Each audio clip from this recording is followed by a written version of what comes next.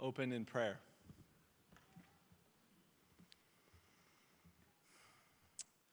Father in heaven, we thank you so much for the opportunity to come before you today as a community of believers and alumni of Loma University. I thank you for each and every alumnus present and for their dedication to patient care, teaching, and research. You called each and every one of us for your glorious purpose, guiding us along the path that you would have us go. Give us the power of the Holy Spirit as we live out the vision and mission of Loma University to continue the teaching and healing ministry of Jesus Christ. It's a high calling, but we trust your presence is with us every step of the way. Open our hearts as we worship, and may we be transformed into the likeness of your Son. In Jesus' name, amen.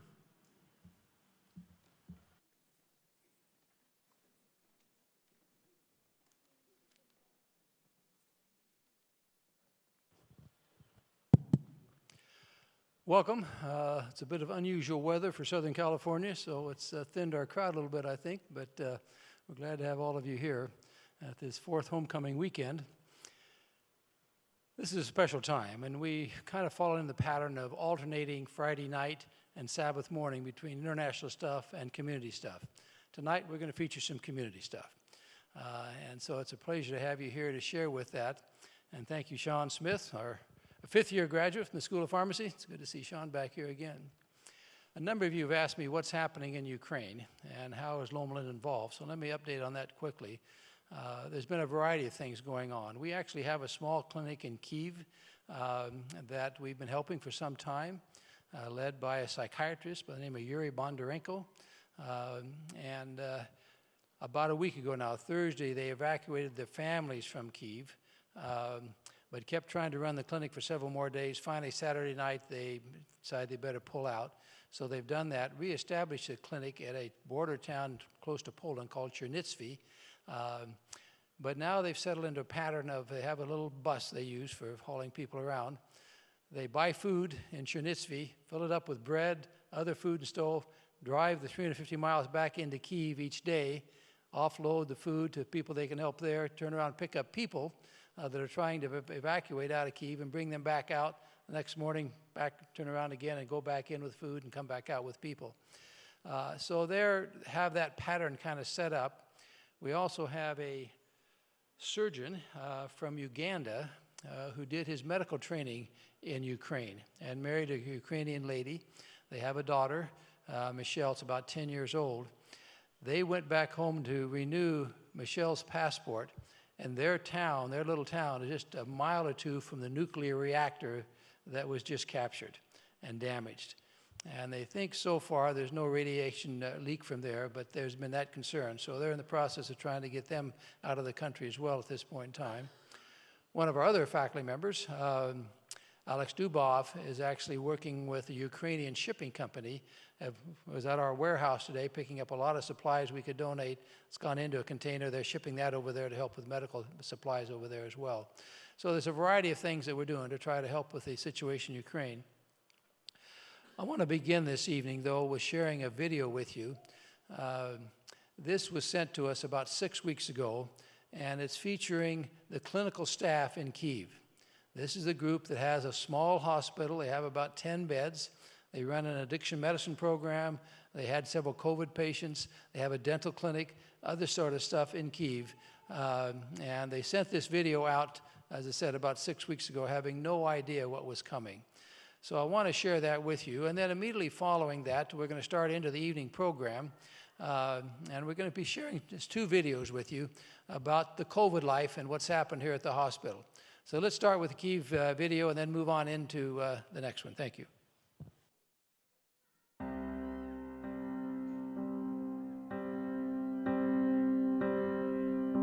Коли печаль у серці нездоланна, коли душа обтяжена й болить, я жду тебе у чистім супокої, ти принесеш утіхи світло мить.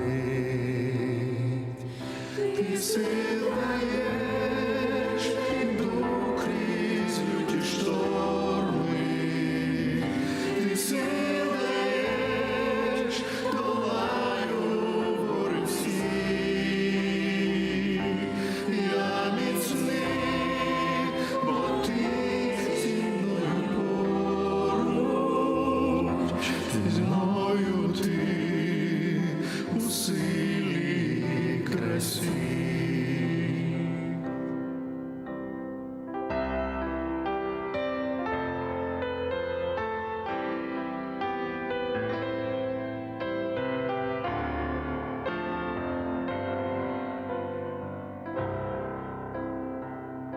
When I am down and oh my soul so weary, when troubles come and my heart burdened be, then I am still and wait here in the silence until you come and sit a while with me.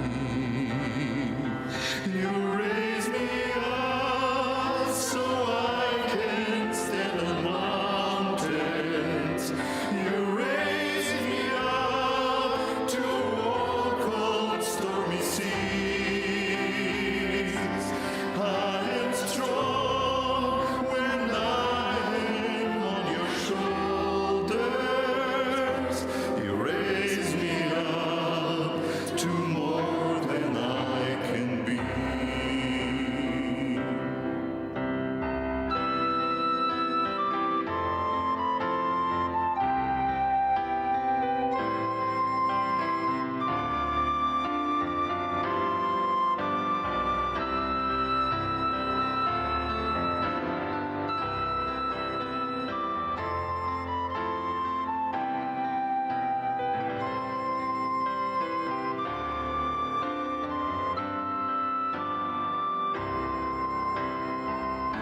Мене підняв ти на свої висоти, ти силу дав, крізь шторм ведеш мене, і сильний я, ти взяв на свої плечі, моє життя, іду до тебе я. Ти сил даєш, іду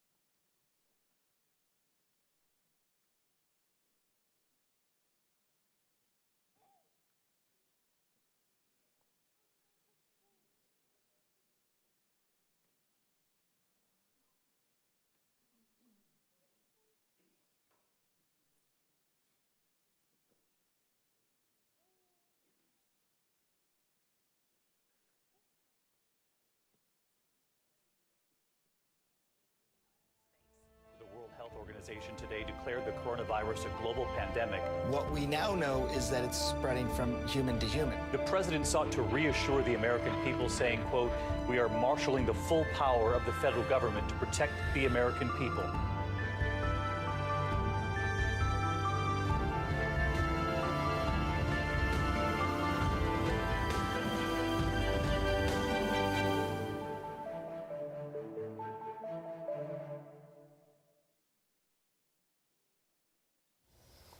Can I have a little bit of soup?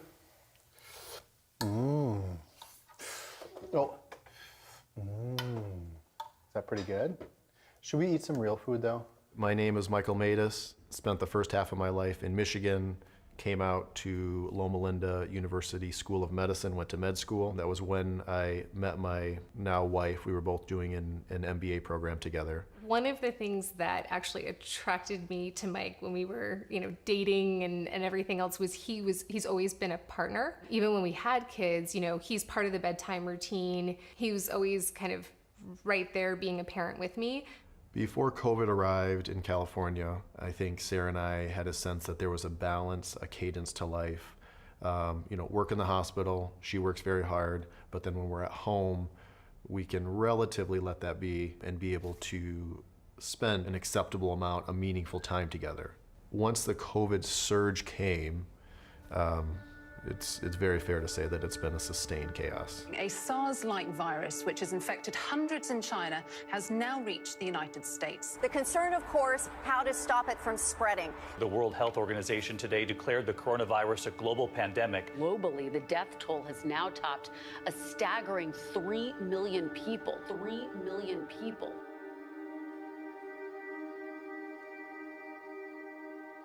In his current role at Loma University Health, located in Southern California, Dr. Matus helps provide care for all non-ICU COVID patients. Just finished admitting a new patient to our COVID unit, an exceptionally nice, grateful human being. Yesterday you started to feel short of breath? Yes. And then it just got progressively worse than you came in? Yes. How was last night? Oh, it was terrible. Yeah. Terrible, I was coughing all night with nauseous, and I couldn't stop anything, nauseous or the coughing. How long I will be here? How long you'll be here? So the first day, we almost never know. Given his need for increasing oxygen requirements fairly rapidly, that is definitely concerning. What I can tell you is we're starting all the latest treatments that we have. We support your body. We try to reduce the inflammation the virus has caused, and then we wait. We hope that he stabilizes, because we do have patients that continue to require oxygen requirements greater than what can be supported on the floor, which means transfer to the ICU and oftentimes intubation, meaning putting them on a mechanical ventilator. So the doctors and the nurses here on this ward, this is all we've been doing for many, many months now. Is this ward is only to treat patients who have tested positive with COVID-19. It has been well documented that the COVID-19 virus has been affecting minority groups at a higher rate, as well as having a greater severity for those over the age of 60. This means Paul Marquez is in both high-risk groups.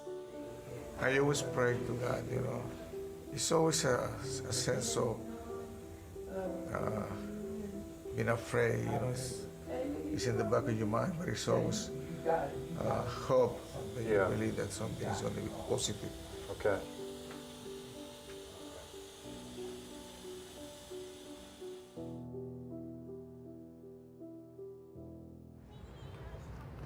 Go faster. Sister, do you have any chips for Mommy? Oh, thank you. Okay, mix it really yummy. Ooh, Daddy's calling. You want to say hi? Okay. Come here. Tell him. Daddy, we had a lizard in our house. And what did we name the baby lizard? Flower. Flower, that's a good name. Yeah. I wanted to come see you, but I'm still stuck at the hospital. Are you going to be home soon? No. Geneva had gymnastics today. What's going on, babe? Sorry, Dr. Salamo's trying to call me. Oh. Oh yeah, gymnastics, huh? Can you show Daddy the stamps that you got at gymnastics today? See? Hey yo. Well, we I'm miss done. you. Tell Daddy bye-bye. Yes. Nothing glorious. Can you blow kisses? Just straightforward, boring work, but lots of it. Hey, oh, kisses. Hey, Geneva, how much does Dad love you? That much. So much. Oh, you gonna push the red button? Okay, bye, baby.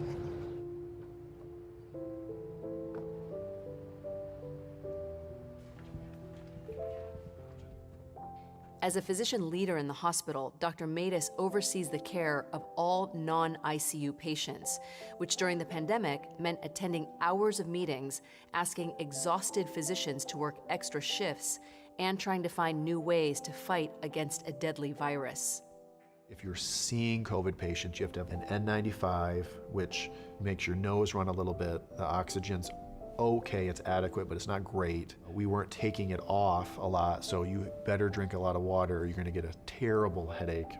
So for this, I've had this mask on continuously for a little over 4 hours now. Most of us have since adopted the shield. We then do a gown and then double glove. The double gloving is just to help get in and out of the doors, trying to keep the handles as clean as possible. So we come out of the room, wash our hands, and repeat to the next patient. You know, we'll do this conservatively 20 to 30 times a day. That gets tiring. Try to see everyone as quick while not missing anything, and then afternoon we'll reassess.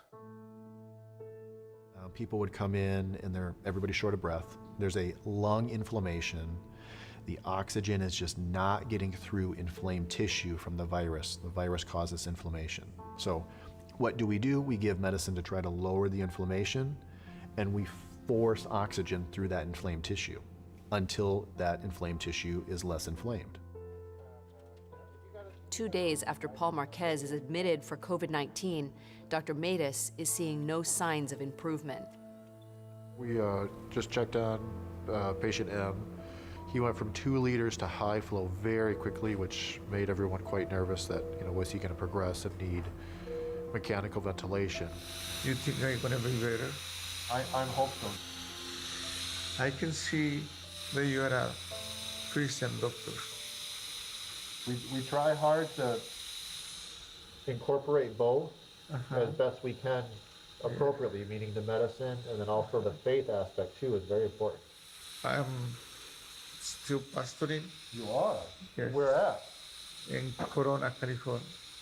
I hope to be able to see you in that position in a few weeks. Oh, really? Wouldn't that be cool? That'd be great. Yeah, well, we can see each other and have a conversation, but not with the oxygen and everything. Yes. And I still had COVID? You still have COVID, yeah. Okay. I've stopped trying to speculate to say, oh, this patient's going to be here for 1 day or 3 days. I've been surprised repeatedly on what I think will happen.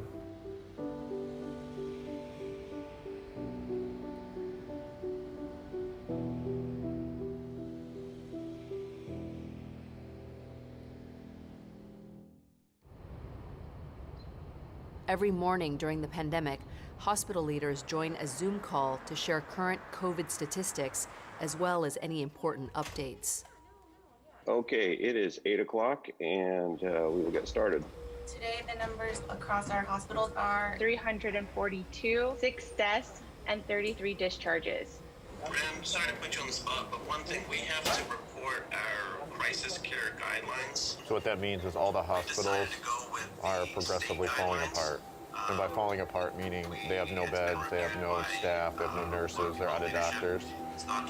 So the state said you have to basically tell patients that. Like, full disclosure, you may not get what we would like to give you because we simply don't have it. Mr. Heinrich, any other things for us? The meeting with area hospitals yesterday was simply a recitation that everybody is in disaster mode at this point in time.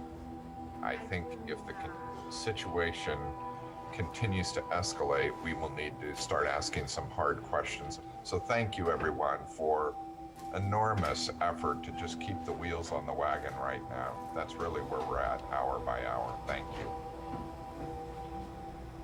You know, as we watch this start to unfold up in the state of Washington first, and then start coming down, first hit Los Angeles, and so on, we struggled with, you know, when is this coming here? Will it come here? We all were worried what it would mean, because there was no vaccine that we had at that time. There was no adequate treatment. All these things were unknown with a new virus. We quickly instituted a number of protocols. We had donors that gave us isolation tents we put out in front of our emergency departments. Early on, the challenge was somebody walks in with a fever and a cough. Is it COVID, or is it the flu, or is it something else? There was so much we didn't know when we began this in terms of the actual transmission methodology.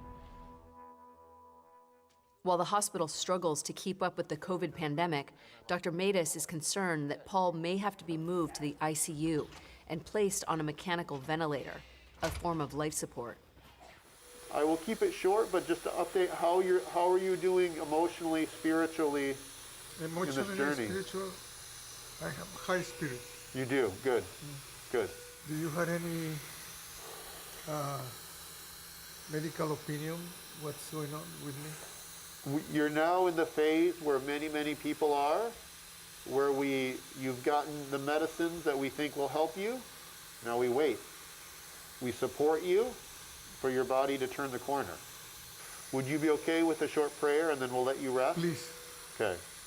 Dear Jesus, I thank you so much that I have the privilege and honor to be here.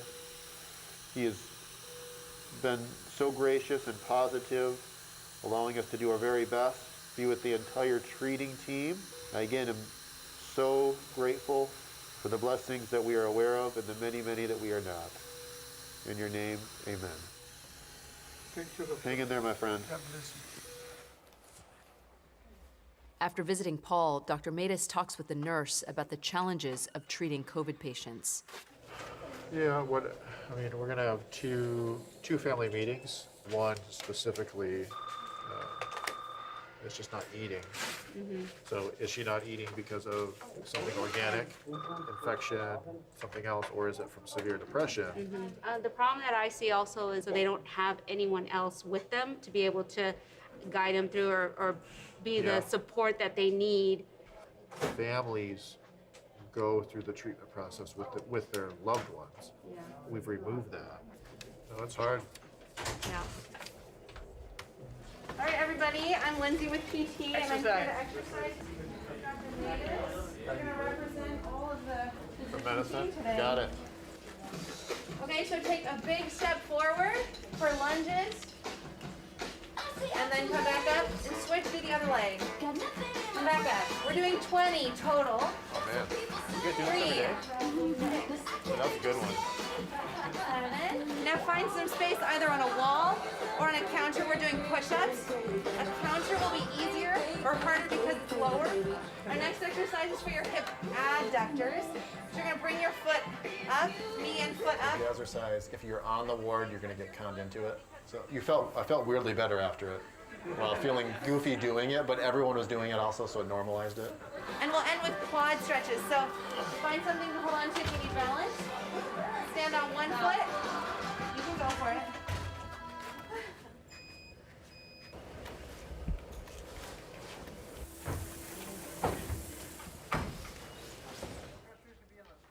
With renewed energy, Dr. Matus takes time in his office to remove his N95 mask and checks in with his daughters.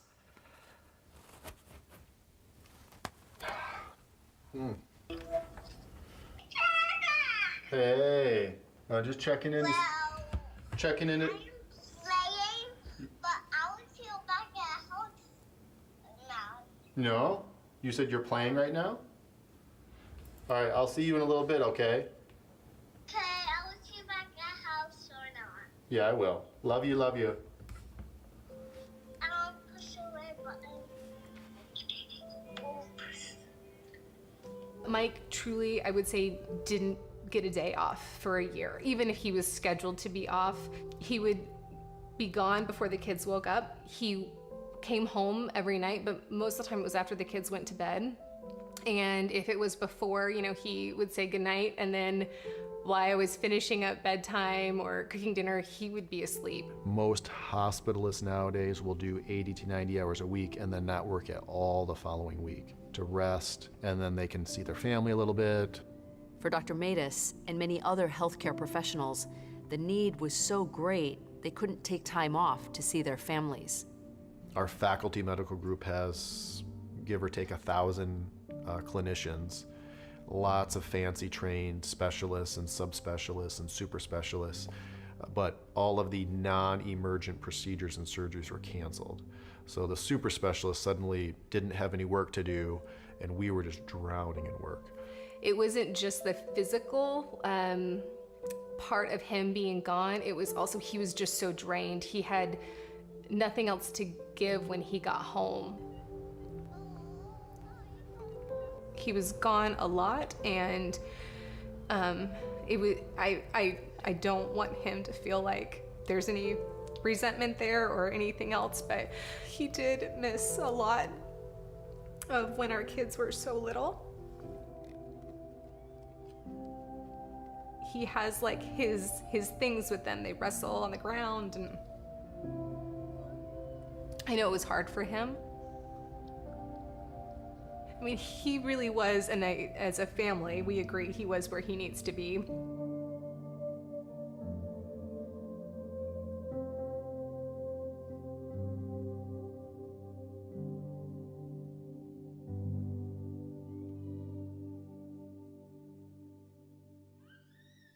Six days after being admitted, Paul is moved to the ICU. Dr. Matus is worried that he will need mechanical ventilation soon. If he must be placed on a ventilator, his chance of survival is less than 50%. He's already finished all his therapy that we could potentially offer him for COVID. His oxygen requirement is so high that we really don't know which way he's going to go. I feel it's been heavier for you guys. Every one of their patients has an exceptionally high risk of mortality. Everyone dies. So I have, signed that certificates and 30 years old, 40 years old. We just don't have any good answer yet. My friend, is today a good day or a bad day for you? It's a good day? The ICU team, the phrase she used is cautiously optimistic. That's all we can hope for right now, okay? This is the hardest part now, is for you to keep your faith, let your lungs recover. This is a hard few days for everybody, okay? In our peak, I think we had 215 or 217 COVID patients. It was just crazy. Dear Jesus, I want to acknowledge you. We'd filled up one morgue, a second morgue, a third morgue, the anatomy lab, we had to use that. We appreciate all of the blessings you've given us, the ones that we are aware of, the ones that we are not. And when people are on high flow, the high amount of oxygen, just the anxiety in their eyes is terrible. Please be with Mr. Marquez. There were so many patients that there was no time to debrief. It was like, this patient passed away, please move them, because we have someone else to move in that bed. The ICU team, who's currently caring for him, is giving him all the care they possibly can. Be with us and guide us. In your name, amen. All right. He does keep his feelings at bay, but he feels very deeply. And there's a point where I saw him in the hospital, and he had just come from talking to a family, and he had tears in his eyes, and I was taken aback. I truly thought something had happened to a member of our family, and so walked up to him and was, asked him what happened, is everybody okay? And he was, he said, yeah, I can't talk right now, it's about a patient. But you'll have the days where just, you have 2 deaths, 5 people went to ICU, and then you realize you're again, not with your family.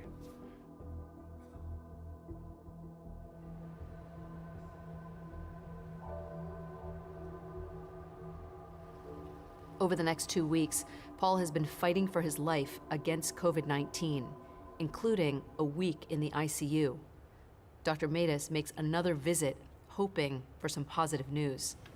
An update from Mr. Marquez, very excited, still not out of the woods, but we have moved him out of the ICU.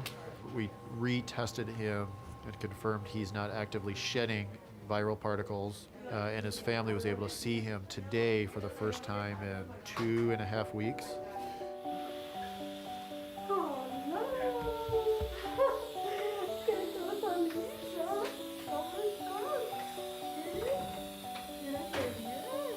Moving out of the ICU makes Paul one of the fortunate ones. Many did not live to see their families again. Over the next month, Paul is transferred to a rehab facility and undergoes treatment to recover from the effects of the COVID-19 virus. Finally, 6 weeks after he was admitted to the hospital, Paul returns home. It was tough. It was not easy. But I'm so happy to be here with my wife, in my home, my surroundings. Are you feeling me, God? I'm so grateful to Dr. Matthews. He was an angel sent by God. Dear Jesus, thank you so much for today, and thank you for Margot. Thank you for Geneva. Thank you for Mama, Daddy too, and delicious food and a home. We have so many blessings, and Mama, yeah, so many blessings that we know of and so many blessings that we don't. Amen. All right. What kept me going through this very difficult time was my family, having them close, and being in an environment where we could help people. Okay. All right, Margot, let's find this piece. See how it's a little bit, ooh, right. So we gotta find all the flat blue. Can you go over to the puzzle and find the door? They hang their towels on the wall and find pajamas big and small, with some on top and some beneath. They brush and brush and brush their teeth. Did you guys brush your teeth? Yeah. And down once more, but not so fast. They're on their way to bed at last. The moon is high, the sea is deep.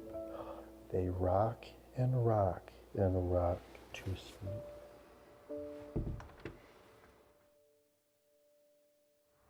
6 months after Paul was admitted to the hospital, COVID restrictions are lifted, and he's able to meet with his church congregation for the first time since the pandemic started.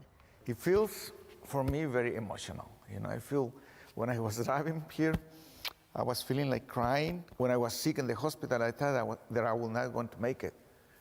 But the Lord is powerful. I really believe He performed a miracle in my life through the good care of Loma Linda, you know, for the good doctors, the good nurses. So for me, this is very emotional. I feel it deep in my heart. Friend. How you been? Made good on my promise.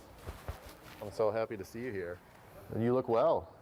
Well, you know, I'm walking, even with the boot, I'm walking 4 miles a day. Yeah. I'm doing 50 push-ups. You give me hope.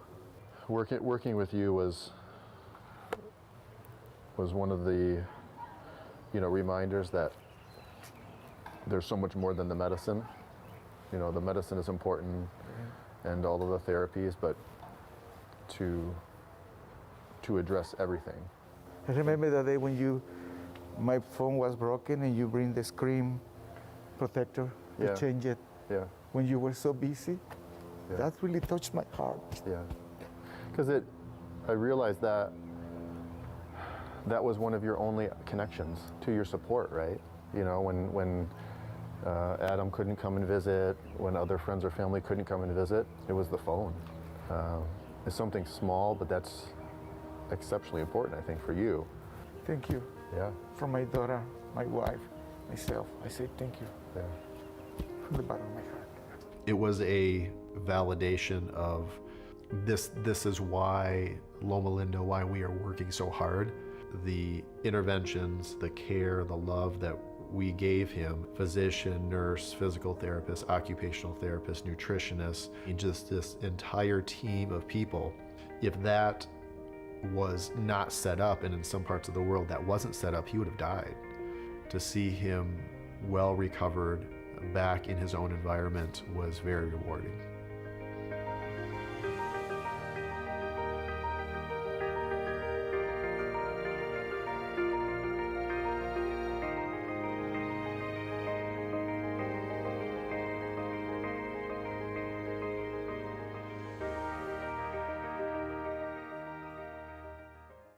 Next time on Life on the Line, an OB-GYN doctor puts her own life on. What a story, and we so soon forget those days as we come out of this pandemic. But what a crisis we were in. And I'd like to invite Dr. Matus and Paul Marquez to come forward with us this evening.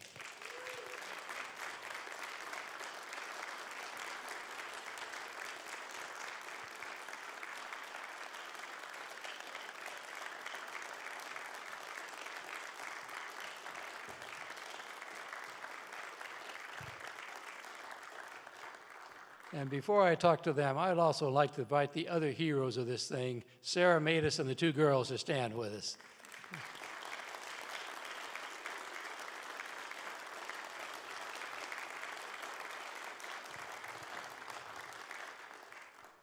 So, Paul, how you doing? I'm doing fine, thank you, sir. Still a bit weak? No, actually, I feel good. Very good. Yes. Back to pastoring full-time? Yes. Very good. Yes.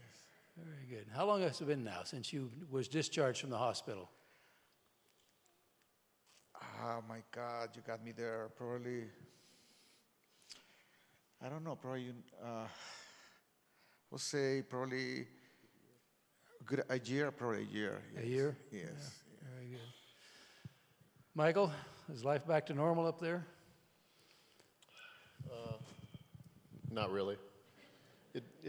It's closer, but yeah. We're still losing some patients from COVID.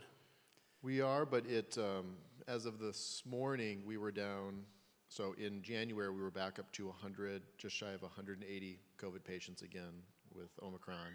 This morning, we had 28 and only 7 on oxygen, with 1 on a ventilator. So it followed this just huge spike, and then fortunately what we were hoping for, where it just fell off. Talk to us about the difference in treatment now. Back when Paul was here, we were searching for what would work. Yeah. And we got a little bit more hope now with some of the medicines. Yeah, the overarching theme with SARS-CoV-2 creates this in certain patients, and nobody knows why. Certain people, I mean, there's risk factors clearly to say age, certain comorbidities, weight is probably the top 3, but it creates this inflammation, this inflammatory cascade. So all of our therapies we found that were successful was reducing inflammation. So steroids being the obvious one, and then the new fancier therapies actually have come out of the rheumatology world, which the rheumatology world deals with autoimmune, but inflammatory processes. So the quicker we can lower the inflammation, we can get patients through this process so their lungs can recover. Because there is this period of a couple days to a week or two, if the inflammation is so high, we simply cannot press that much oxygen through the lungs without literally popping their lungs. And then we're stuck, we're done. And you went through that, Paul. Recall for us a little bit of what it was like in the worst moments there in the hospital. It was tough, it was hard, but the experience that I was having is, I was seeing doctors and nurses, but I was able to see Christ through them, you know, especially when Dr. Matthews, you know, he gave me hope. He prayed with me. He was there with me, and I could see that Loma Linda is not just a hospital. It's a hospital with a heart of Jesus Christ. So I really feel the power of God working through them and helping me out. Yeah, you're clearly a man of faith, and that made all the difference to you in some of those dark days. I believe the attitude is a very important factor in order for you to recuperate. Mm-hmm. Mm-hmm. And I think along that lines, where I was notably and continually proud to be part of LLUH is with this disease process, the isolation is terrible.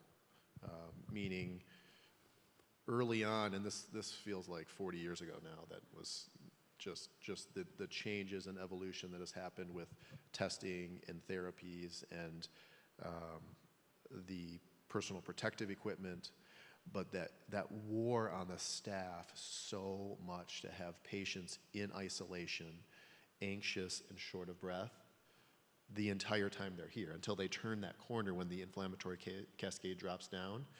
And we just couldn't stay in the room for an extended amount of time. It just wasn't safe. So it's like if you knock me out, then I'm out for a couple weeks, and that overburdens the system where there's no more reserves to go in. Right. So having that lens, I saw that over and over and over with the nursing, notably nursing and respiratory therapy, to say I would go in and out 3 minutes, 5 minutes, a couple times a day. They're in there much more, exposing themselves, but I could see them to say, I'm here, I have committed to this patient. There's a certain amount of risk I'm accepting with PPE, but the isolation, just the dehumanization, where you're stuck in a room and we're peering through a window, that is very hard. Some of your family is with you here this evening, Paul. Would you all stand, Paul's family? It's a delight to have you with us as well this evening.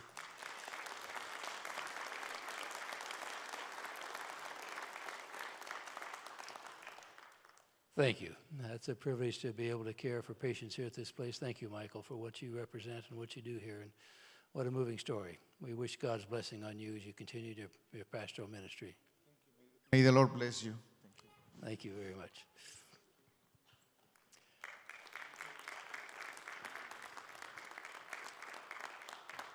And now we're going to have another song by Nina and Naomi Chan. Thank you for being with us.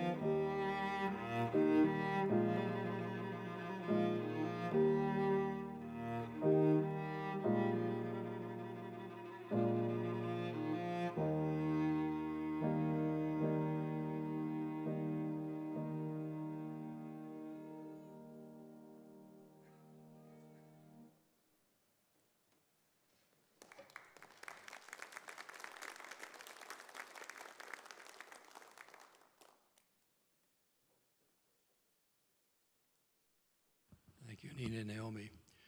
We want to honor a very special person tonight. Often those of us in a university get exposure because of where we are, what we do, and so on, but there's people behind the scenes who actually make a lot of stuff happen. And we have one of those tonight that we want to recognize. And let me invite Dr. Andrea Mitchell to come forward. Andrea is one of those most precious commodities you have in a university, a grant writer. Come over here, Andrea. And Andrea has been based in the community, but has been a vital part of our SAC clinic, of Loma, and so on, and writing grants for a number of years. I don't know how many millions of dollars you've brought in now. A few, Dr. Hart, for a good cause. When you find a grant writer that's both skilled and with a passion for what you're doing, you've got a rare find. And that's exactly what Andrea's demonstrated tonight. So we're delighted this evening to give her our Community Service Award from Loma and recognize what she's done. And I'm going to read the citation. Loma University Health honors Andrea Mitchell, MA, for her enduring commitment to improving and supporting communities and projects dealing with prisoner reentry, education, housing, and healthcare.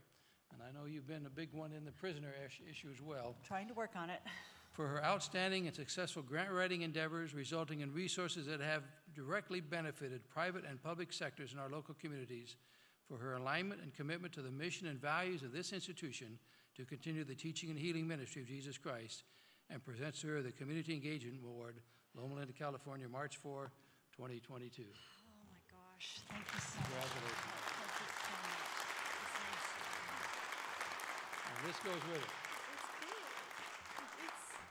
You want to say something? Oh, I am humbled and honored. About 14 years ago, I believe I started working with SAC, and I then was fortunate to get to work with many of you from Loma, and to follow what I'm following. I'm humbled. The heroes are here. The heroes are here, and I am just fortunate to get to write about it. And then they see the value in it, and they give us money to do more good work. So thank you, Dr. Hart.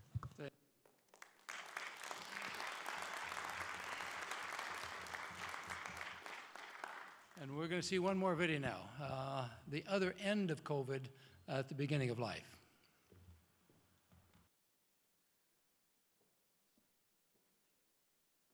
Has infected hundreds in China, has now reached the United States. The World Health Organization today declared the coronavirus a global pandemic. What we now know is that it's spreading from human to human. The president sought to reassure the American people, saying, quote, "We are marshaling the full power of the federal government to protect the American people."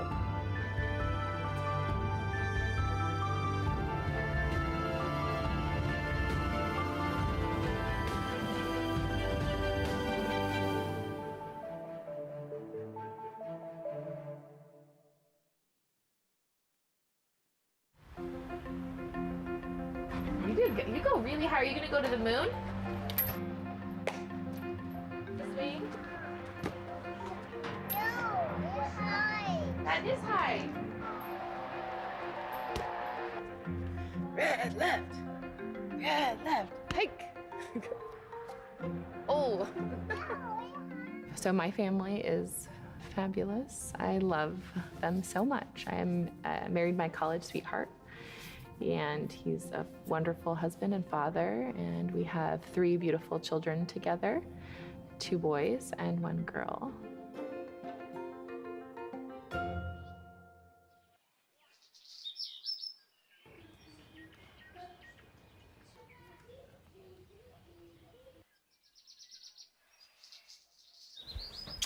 Love you, Cole. Love you, Blakey. With a suppressed immune system, Dr. Martin takes a risk going to work with COVID on the rise. I'm coming in and it's about 7 a.m. and I'm the COVID doctor today for obstetrics. I think I have the best job in the world, for sure. Delivering babies is amazing, but COVID has been crazy.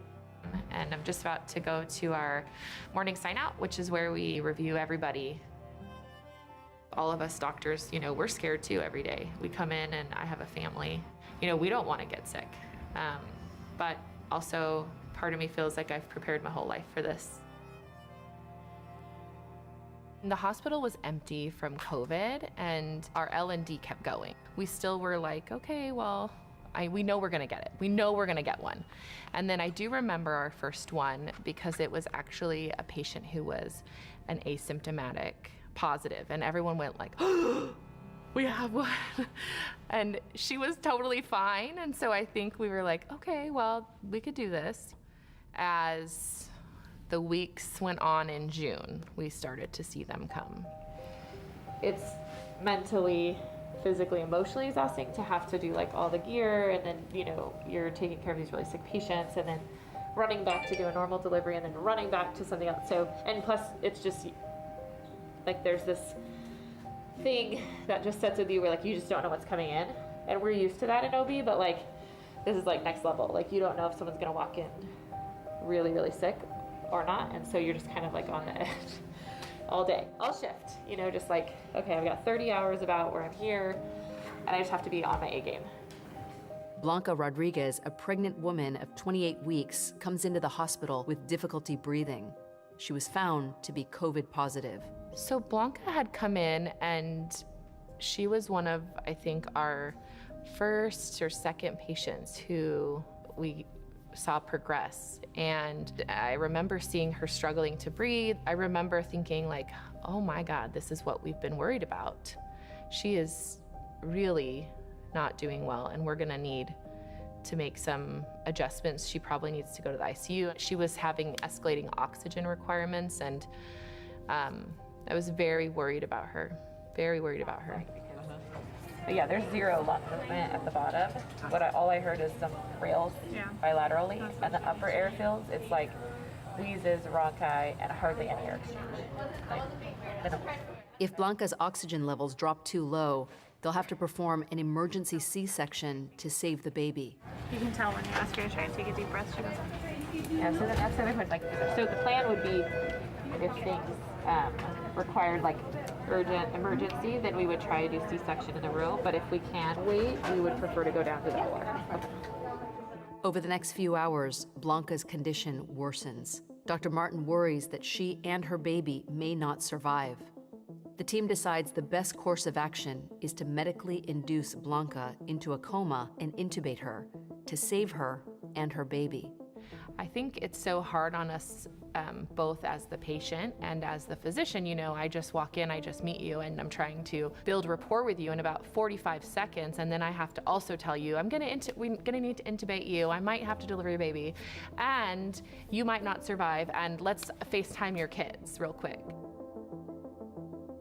It was pretty hard to watch, you know. I definitely got emotional watching it. It's so hard to watch. And I think also, again, because we connected over like having children about the same age and the same genders and the same situation, you know, the two boys and then a girl, and having her talk to them, you know, it's hard not to put yourself in that shoe, in those shoes. If that were me, it'd be just devastating. But I felt like it was so important to stop and be like, let's do this, because what if we don't get that chance again? Not knowing if she'll see her two boys again or even meet her unborn child, Blanca is prepared for intubation. We're going to take good care of you. I know it's scary. That's why you got a good team around you, okay? We'll do our very best for you, okay? So Dr. McCluskey's going to intubate her, and we're here because something feels weird, or they're not able to get the food right away, and if something happens, that we're prepared to step in and possibly do an emergency C-section. Hopefully not, but we're ready for that. We have all of our equipment. We're just ready if something happens quickly. Ready? Okay, you're okay. Intubation is a process where doctors place a tube into a patient's windpipe through the mouth or nose.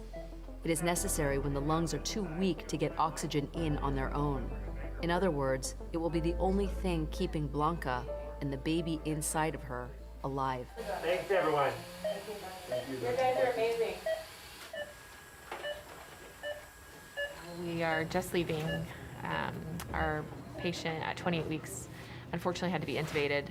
Our amazing surgical ICU team covering that patient did an incredible job. We've got the airway, baby's doing fine, and now they're gonna get some lines in, and then hopefully we're gonna take a little break.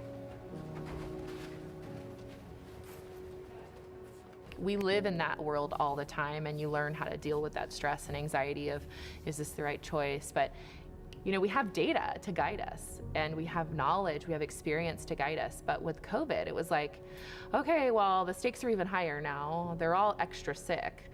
And now you've got a mom and a baby who's extremely ill, and we have no data to tell you what the right choices are. No timing to help you. Will delivering the mom or delivering the baby help the mom? Hard to know. Will the baby be sick? Hard to know. Like, there was no nothing for us to grab onto as we were sliding down this hill, and people were still dying in front of you. It's really awful and demoralizing. I need a break. Headed on for a while. Are you upstairs? Yeah, she's super sick still. Is she? Yeah. I think most of us come to work every day knowing that it's gonna be crazy. Like, I don't feel like I put my life in danger to come to work ever, but I do now. Well, I think it forces all the nurses, doctors, essential workers to become kind of like a super mom. Like having, like, you already feel like you're, you know, have given your all, and now you have to push even further, and because, you know, your kids are everything, so, you know, you want the best for them. And one of the things that have laid heaviest on my heart for the last several months is the kids' education, and knowing that I will have to continue to work full time moving forward. Is we're gonna have to be everything to our kids and work. And it's hard to find childcare too. Oh, right. You know, they don't want to watch our kids because of where we work. So one group of people that haven't been talked about as heroes are grandparents, because the truth is that my in-laws were with us for a lot of this time, and they helped me so much, helped my husband and I so much, watch our children and help take care of them. I think they're kind of like an unsung hero, and I know that other grandparents and in-laws and parents made huge sacrifices to help healthcare workers, because otherwise we wouldn't have been able to come to work.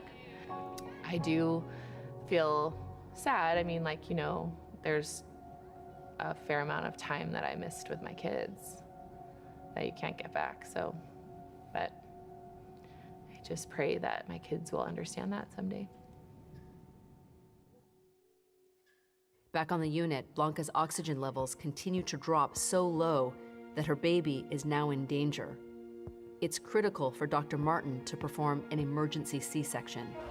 So it's about 12:30 at night, and our patient has continued to have decompensation in her respiratory status, so we've decided to move towards delivery due to fetal distress. So we're just getting everyone prepared. The NICU's here, and we're gonna do a C-section here in the next few minutes. Hope that by delivering the baby too, that might help her respiratory status as well, because at this point she's not oxygenating anymore, so we need to do something to fix it. We knew at that point, it's not just for mom, I have to get this baby out to give her a fighting chance here, because otherwise you'll get brain damage from lack of oxygen on the baby. We made the decision to do the C-section right there in the ICU room, which is not common. Not knowing a lot about, or having all the answers about COVID and spreading it throughout the hospital, keeping the patient in the room where we already had all the isolation equipment and all of her things and all of the equipment for her and an isolette for the baby, it just made a lot of sense that we wouldn't need to transfer everything, that we would be able to just do it right then and there. And I didn't want to waste time going down and having to do all of that, knowing that I had this much window of time to get that baby out before we had any long-term damage. With so much unknown, the team is unsure if baby Jade herself will be COVID positive upon birth. You know, it's not the ideal situation, but we have an amazing NICU here, and I'm confident that we're going to be able to do everything we can to keep both her and the baby safe.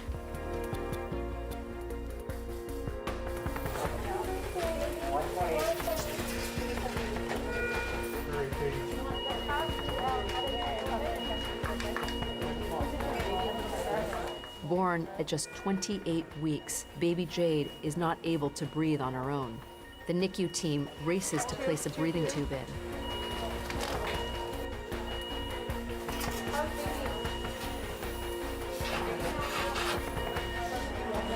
Are you feeling full or anything at all? No?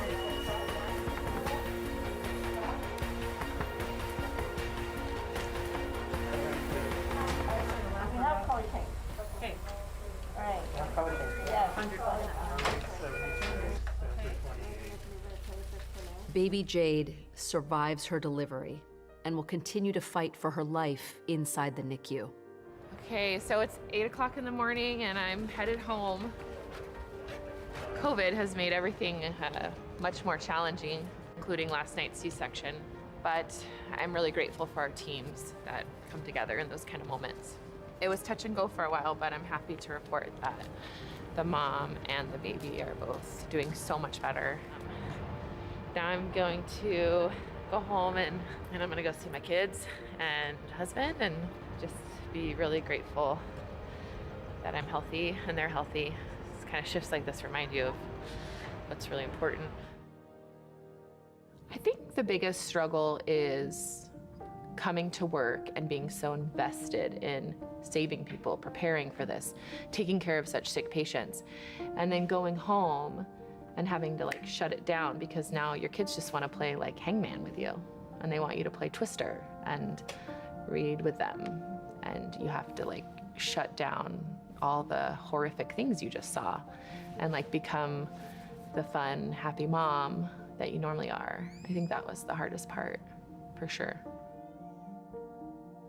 But I wanted to be a doctor since I was 5. Unfortunately, I was the victim of an assault in college, and I had developed PTSD after.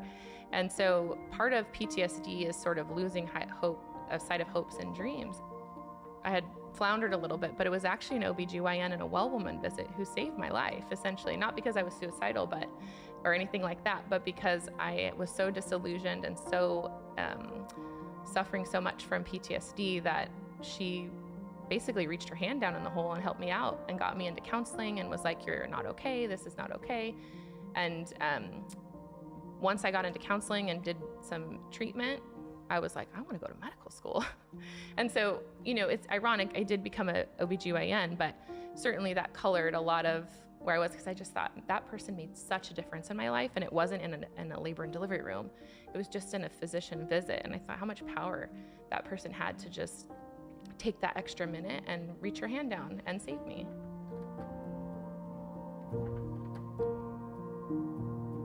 Six days after her C-section, Blanca is lucky to be alive and was miraculously taken off intubation. Upon awakening from her medically induced coma, she's shocked to find out her baby was born. They were able to meet virtually on Zoom since Blanca is still recovering and COVID positive. Oh, good. You got to Zoom with the baby? I'm so glad. I call her and she moves and kicks. Yeah, I was going to show you. I took video and pictures for you. She's a feisty one. She looks so good. Feisty like her mom, a fighter, right? Totally a fighter. I call her Jade and she starts sucking. To move, yeah. My husband we're going on 6 years. Never in our life separated like this. Blanca has a husband and 2 boys waiting for her at home. However, she must quarantine when she gets there because she's still infected with COVID-19. And then I heard you might go home tomorrow. I'm so excited for you. So we're gonna be in touch after you go home too. You are at risk for postpartum depression, okay? Because you've been through a lot. You know, it's pretty traumatic. And so our mama heart and mama brain need time to heal too, even though your baby's gonna be here a little while. I know. Okay, you're so amazing. Oh, I'm sorry, I'll cry. You made it. You're amazing. On to the extraordinary story of a woman gravely ill with coronavirus and 28 weeks pregnant. As our Miriam Hernandez shows us, Soon, it's not just those in Southern California rooting for Blanca and baby Jade.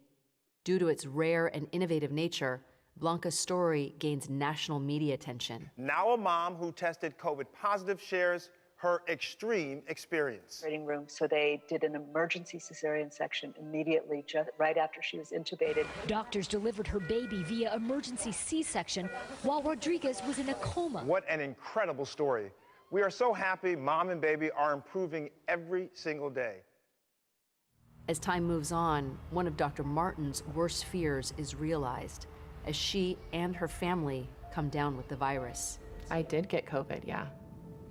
And my whole family did. It's unclear sort of where I got it from. 2 of my children had symptoms first.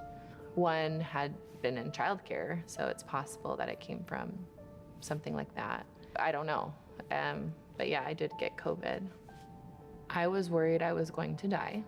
I was really sick, and I have like immune conditions where my immune system is suppressed, and so I was worried that I was going to be really sick. And I was kind of scared for a few days, like, oh my God, I'm gonna die from this, I can't breathe. My prayers were that I come out of this, but I was anxious for sure. So it was scary, and I could hear my baby. I could hear her calling for me, but we didn't know if she had it or whatever at that time. And so I was like in my room quarantining, and I could hear her crying like all the time for me. And it just like, I would just like cry in the room by myself, like quarantining. Since I already felt bad that I missed out so much with her. Like I was home finally, but I couldn't be with her. That was really hard. After 3 weeks, Dr. Martin is finally able to return to work. Because Jade was born weeks earlier than expected, she's having her own struggles.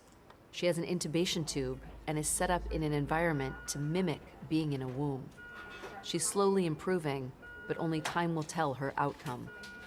Thankfully, she's been tested for COVID with a negative result, meaning it was not passed to her from Blanca.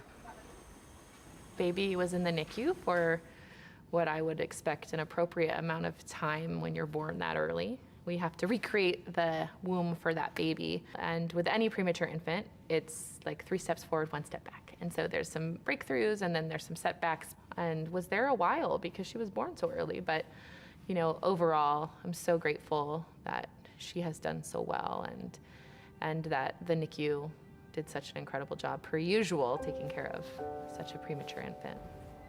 After nearly a month, Blanca is finally able to see her baby girl in person. Coming to see my baby for the first time. It's been almost a month. It's been a long journey for me. Every single time that you come. When I heard that I could come, I just put on my shoes and came. Hi. Hi. I heard you're gonna get to see Jade today. Oh my gosh, I'm so excited. I'm so happy for you. Oh my goodness. You look amazing. Thank you. Are you feeling better? You Way look like better. a different woman than when we first met. So, I'm so happy for you. It's a long journey. Can I come with you when you go to see her? Is that okay? Looks like she's just here. Hi. Hi, Jade. Mommy's here. Do you want to touch her? Sure. So you can put your hand on her. Hi. Like that. Hi, amor. Mommy's here.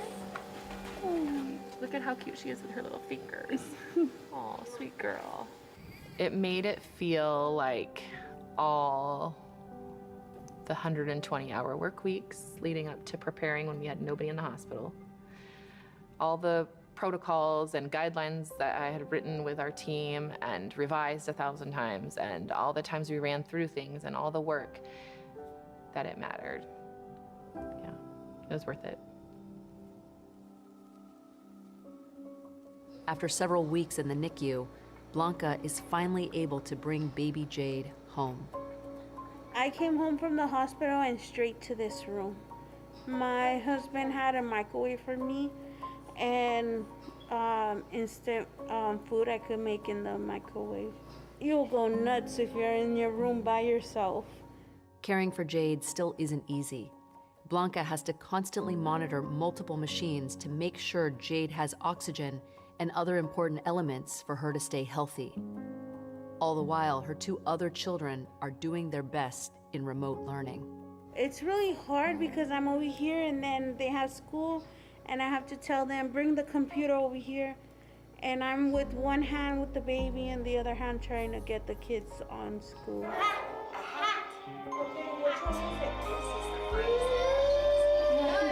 Match it. Pen. Good job. Looking at these words. Candy, right? You gotta lower this. I'm thankful that I'm here, alive, and to spend time with my family. And everybody's safe and healthy.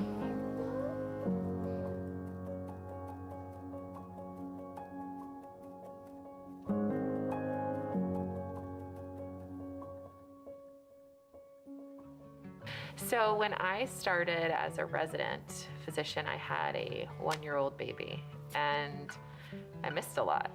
I was telling somebody this, and they said, why don't you, you're gonna get thank you cards and stuff, why don't you keep them? And I said, oh, that's a really good idea. So since I started my residency, I actually have kept, I think, every card I've ever gotten. And my plan is to give them this as a token to show them that when mommy wasn't home, this was what mommy was doing. And I don't know, I guess I get a little emotional thinking like that it was worth it for them to see that I wasn't just not home for a reason. So these are like super special to me, and I hope that they are in some way show maybe why I wasn't home as much as other moms. Thank you from the bottom of my heart for the love and compassion you've shown me and my family. It's women like you that inspire me to reach deep for the beauty inside of me and maximize my potential. I'll be a better mother because of knowing you. It's hard, right? Like I never thought I would love anything more than being a doctor, and then I became a mom. But I love being a mom, but I love being a doctor, and I feel grateful that I have the ability to try to balance it as much as possible, and I'm not perfect, and it's hard. And then when you're at home, you feel like you could be doing things to be a better doctor, and when you're at work, you feel like I could be doing things to be a better mom. So I just basically learned to live in this really uncomfortable place that is doctor momming.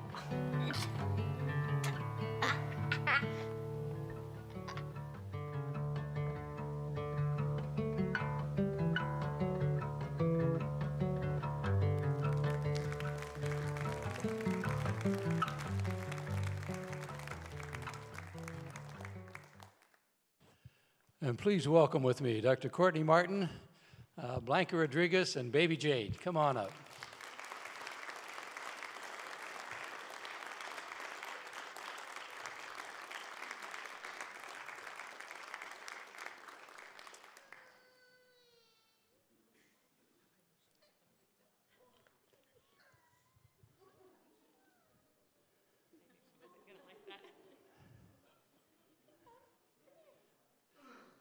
Have your family stand, Courtney. We're trying to get one of them up here.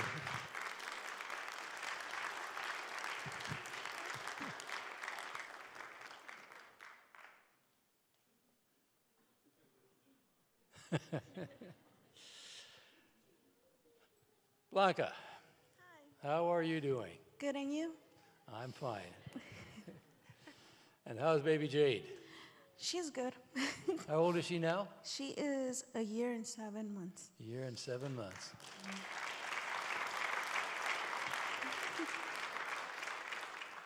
Tell us about your experience in the hospital. What do you remember from all that, from the time you were in the hospital and in a coma for a while? And all I remember, I couldn't breathe. Remember going in and couldn't breathe? Yes. My worry was the baby. Mm-hmm. And then you didn't know you had been delivered the baby, had C-section until I woke up. Yeah. You have 3 children? Yes, I have 2 older ones and her. And her, very good. The older ones are boys? Yes, she's the girl. She's your little girl. She likes to boss them around. Yeah, yeah, I know that syndrome. Yeah. Courtney, you've played quite a role at this place, not only with this person, but with others as well. What's it like to be in an OB program during a COVID pandemic? Well, I think I'm grateful to have had the opportunity to have that incredible team, Austin, Kevin, and Carl, come through, and they were in there with us just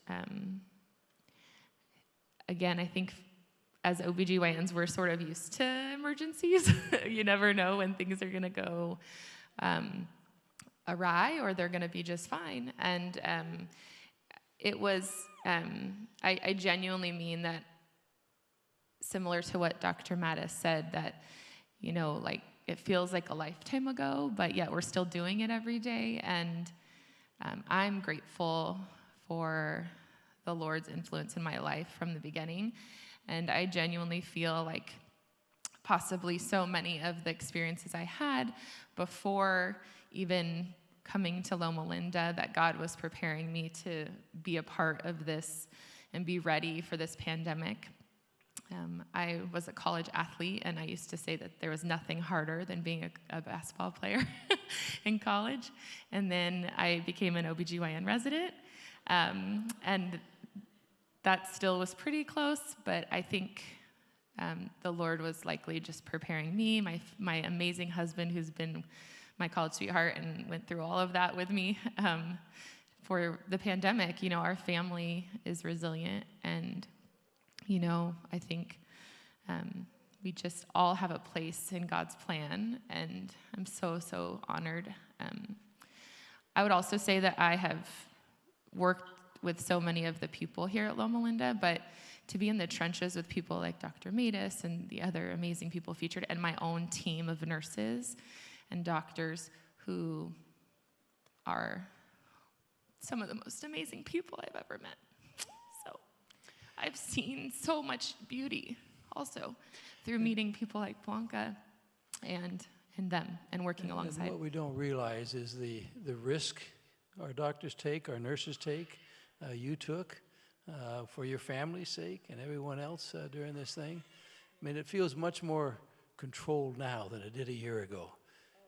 With vaccination and just what we know now, my heart broke a little rewatching that, because now we test at 5 days and go with an N95 to the NICU. But poor Blanca had to wait 3 weeks, because at that point we didn't know. We didn't know how long you were infected, could infect people. And NICU infants are some of the most vulnerable patients in the hospital. We can't send people in with active infections. So it's so totally changed. Oh, hello. So yeah, I mean, it's... How many deliveries we do here a year in OB? Yeah, so last year we finished with 3,711 deliveries, and in the last 6 years that's increased by 1,000 deliveries. And I think it's a testament to the incredible children's hospital team we have, the support from maternal child health. Having OB as a part of the children's hospital is important, but also it speaks to, I think, that people want to come somewhere where they know there's Christ-like love, and they know that they'll get extraordinary care and have their baby in a place where they, word gets out. People know that often we hear, like, my doctor told me to come to Loma Linda, or I felt like I needed to come to Loma Linda. I don't know if Blanca had that experience too. Talk to us a little bit, Courtney, about the risk in pregnancy and COVID and what that has meant. Yeah, so COVID and pregnancy is extremely dangerous, to Dr. Mattis's point, to some women. And we still, just like in the non-pregnant population, don't know why some people get so sick and others aren't sick at all. I've been pretty fortunate through COVID, to be really connected with the California Maternity Quality Care Collaborative, and we've submitted a paper to JAMA, I don't know if they'll take it, but looking at all of the births in the state of California. And what we found was actually that if you have no symptoms and you're pregnant and you get COVID, it's probably okay. But if you get symptoms and you need respiratory support, your risk of mortality goes from 4 per 100,000 women to 2,000 per 100,000 women. So it's an incredible increase, and the huge rates of problems. So it's not good, and we're still fighting in the San Bernardino County super low vaccination rates across the board, but even in pregnant women. And so even with this last surge, we didn't get a break. We had a lot of sick pregnant women again. So we're still out there trying to encourage vaccination in pregnant women, that it's safer than getting COVID. Thank you. Thank you, Blanca. Let's have your family stand as well. I think they're with us here.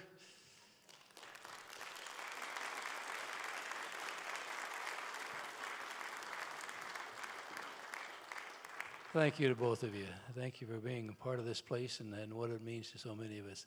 And we need to remember, folk, a lot of the ones that had COVID are not with us any longer. Terrible, terrible price. This country's paid, the world has paid over this. But we're deeply grateful for those who cared for those who are here. And thank you. Thank you for sharing with us.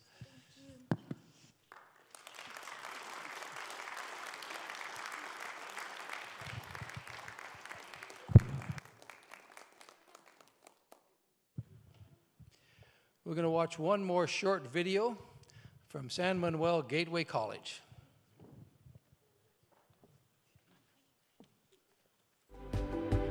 San Manuel Gateway College was established to be a outreach to the community to connect people into the medical field that may not have that opportunity.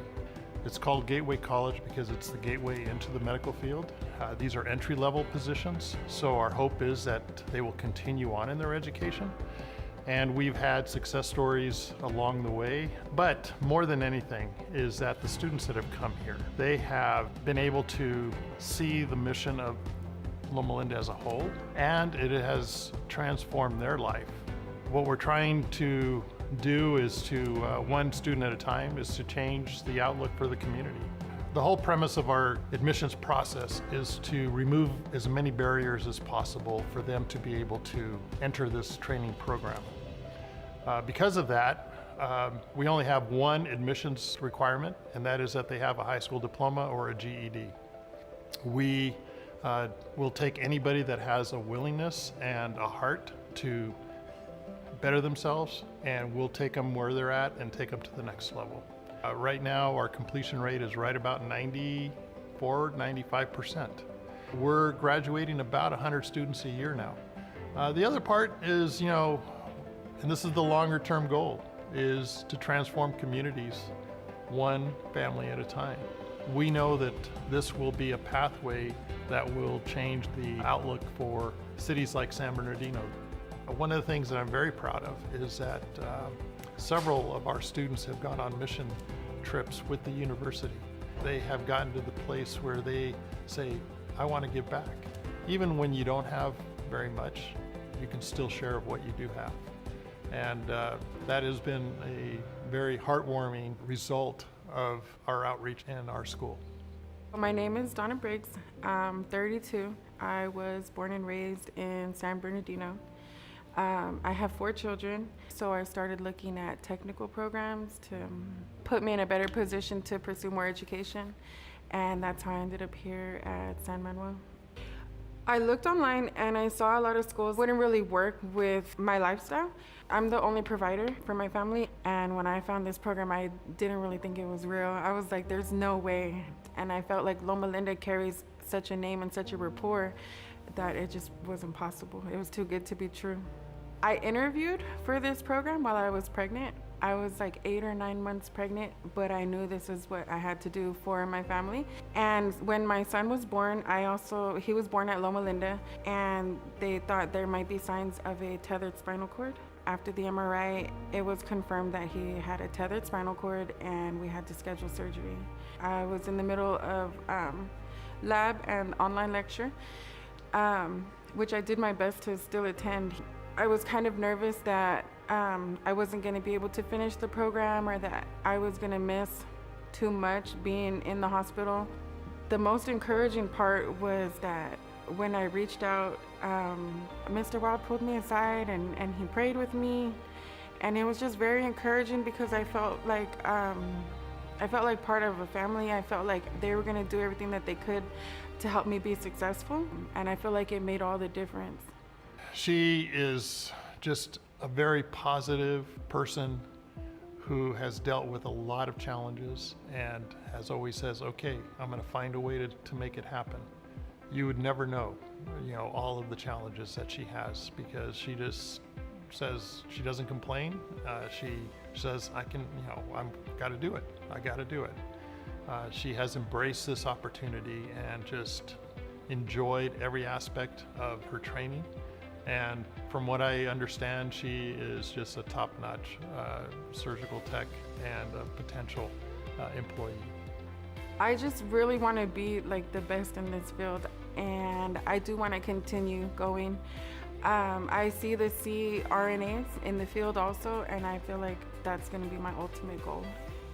I really do feel like it's a gateway. I have gained so much more confidence, and overcoming the hurdles that I've overcome in this program and having the support, I feel like I can do anything now.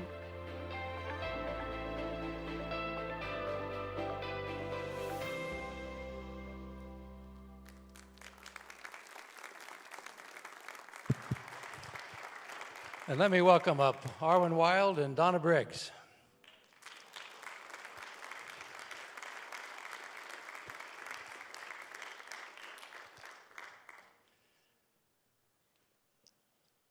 Good to have you both with us. Have a seat for a second here. So Donna, what are you doing now?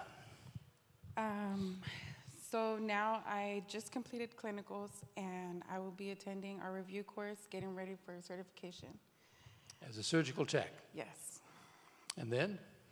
And then hopefully I'll be working at Med Center and continuing on. I'm meeting with different schools, seeing where I'm at in regards to continuing on to nursing next.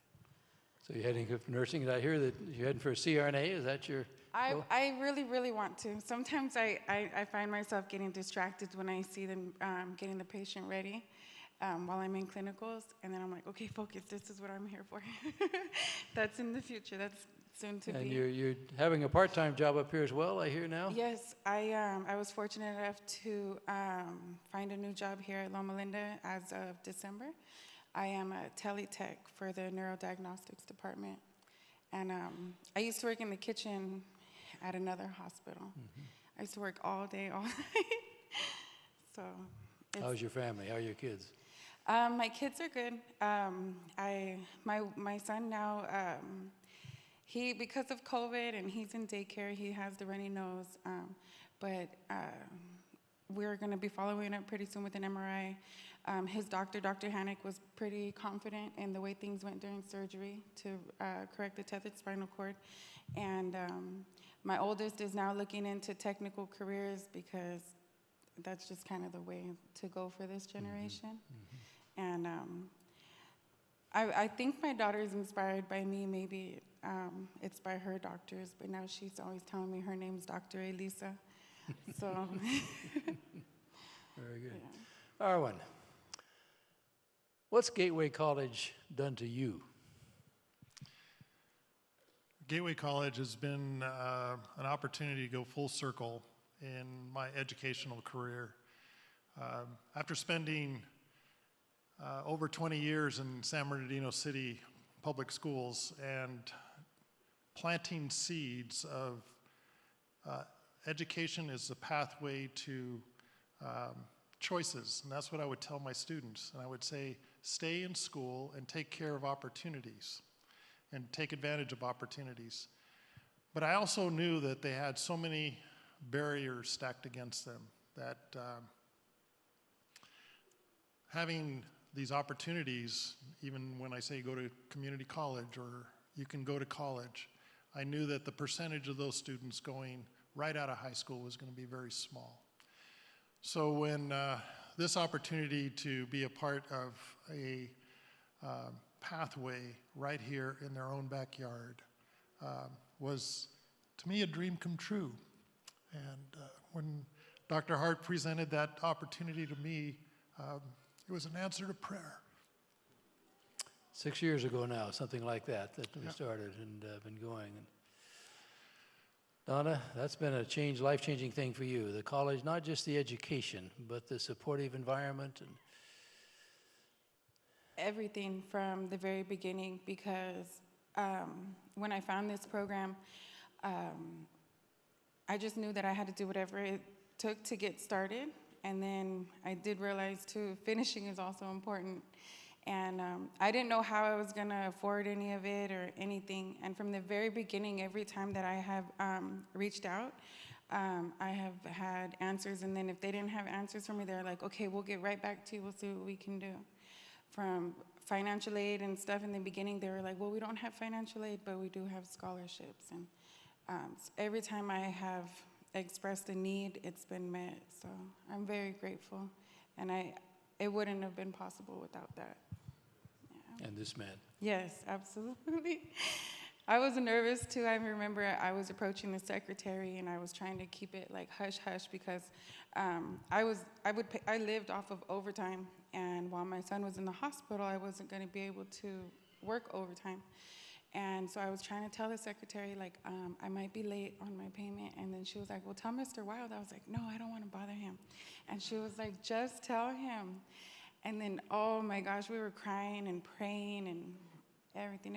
It was amazing though, and I needed that. I was trying to do it all by myself, so it was really awesome.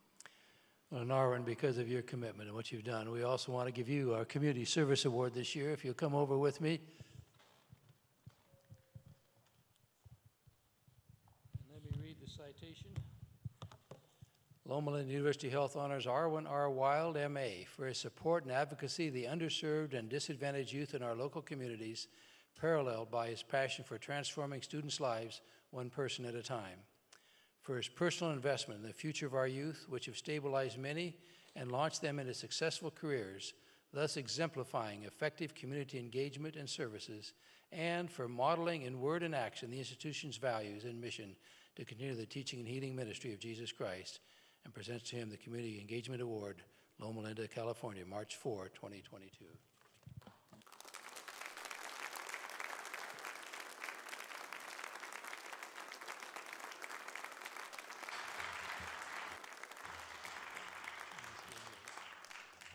Thank you to both of you. And thank you for being with us. We have the privilege of living these stories every day here, and what an impact that makes not just on the community, but on us. And it's a huge privilege to be part of that. So thank you for being with, and Carol will have our closing prayer.